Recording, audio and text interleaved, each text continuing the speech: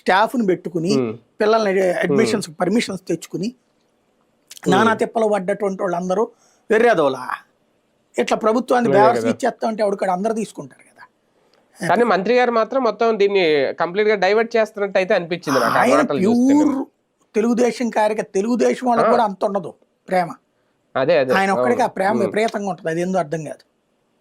అదే కదా.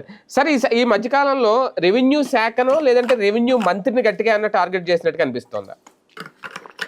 ఏం లేదండి, పేపర్లో వస్తుంది, కేకలేస్తారు, అరుపులు అయిపోద్ది, అంత మించి ఏం లేదు. అంటే రెవెన్యూ శాఖలో లోపాలు మాత్రమే ఎత్తి చూపించడం, రెవెన్యూ శాఖలో మాత్రం అవినీతి జరుగుతుందని సొంత పత్రికలే రాయడం, దాని మీద మంత్రి గారు అయితే పెద్దగా అయితే దాని మీద క్లారిటీ ఇవ్వట్లేదు. అలాగని మధ్యలో అధికారులను బలి చేస్తున్నారా లేదంటే అధికారుల మీద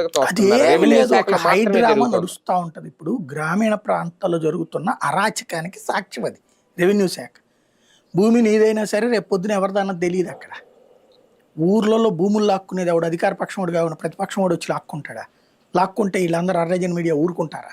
రచ్చరచ్చ చేయరా? అక్కడ ప్రభుత్వ భూములైనా ప్రైవేటు భూములన్నా రచ్చ చేస్తుంది వీళ్ళ చేతిలో.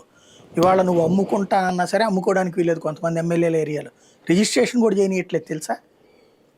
ల్యాండ్ కన్వర్షన్కి ఒప్పుకోవట్లేదు. ఈయనేమో చట్టాలు బోల్డ్ చేసుకొచ్చారు, అట్ ల్యాండ్ కన్వర్షన్ ఈజీ అని చెప్పేసి చట్టం చేసుకొచ్చారు. కానీ చేసేవాడు ఎవడున్నాడు అక్కడ? ఎప్పుడైతే వ్యవస్థని ఆయన చేసిన ఉద్దేశం చాలా మంచిది, ఎమ్మెల్యేల చేతికి పవర్స్ ఇచ్చి ఎమ్మెల్యేలే ఆ ప్రాంతంలోని సమస్యలు పరిష్కరించాలని.